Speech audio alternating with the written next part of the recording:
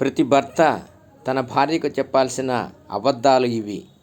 భార్యాభర్తల మధ్య దాపరికాలు, సీక్రెట్స్ ఉండకూడదంటారు. ప్రతి విషయాన్ని చెప్పాలంటారు.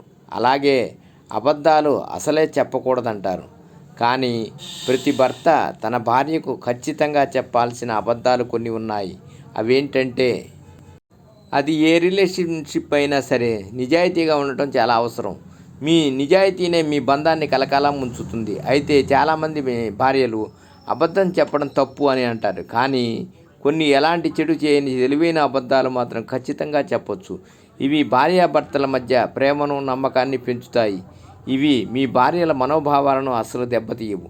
అలాగే ఇవి మీ భార్యల ఒత్తిడిని చాలా వరకు దూరం చేయడానికి సహాయపడతాయి. మీ భార్యకు ఎలాంటి అబద్ధం చెప్పవచ్చు? చాలా అందంగా ఉన్నావు. భార్యను పొగట్టడంలో అస్సలు తప్పులేదు. అందుకే మీకు వీలున్నప్పుడల్లా అందంగా ఉన్నావని చెప్పండి. ఇది మీ భార్య అలసిపోయిన ముఖంలో చిరునవ్వును, సిగ్గును తెస్తుంది.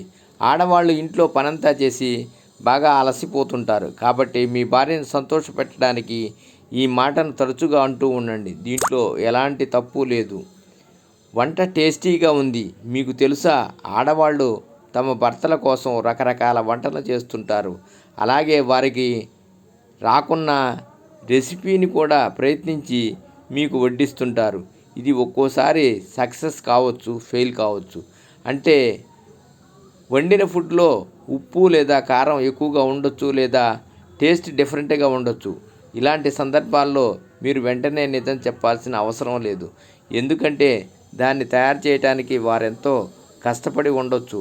అందుకే ఏదైనా కొత్తగా ట్రై చేసినప్పుడు టేస్ట్ బాగుందని చెప్పండి. అలసిపోయానని చెప్పకండి. ప్రతి భార్య తన భర్త ఆఫీస్ నుంచి రాగానే ఎన్నో విషయాలను చెప్పాలనుకుంటుంది. తనతో కాసేపు మాట్లాడితే బాగుండు అనుకుంటుంది. కానీ చాలామంది అలసిపోయానని తినేసి వెంటనే పడుకుంటుంటారు. కానీ దీనివల్ల మీ భార్య చాలా బాధపడిపోతుంది. అందుకే రోజు చివర్లో అయినా ఆమెతో కాసేపు మాట్లాడటానికి సమయం కేటాయించండి. మీరు బాగా అలసిపోయినా నేను నీతో మాట్లాడాలని చెప్పండి. ఇప్పుడేం అలసిపోలేదని అబద్ధం ఆడండి. ఇది మీ బంధాన్ని మరింత బలంగా చేస్తుంది. చెప్పకూడని అబద్ధాలు.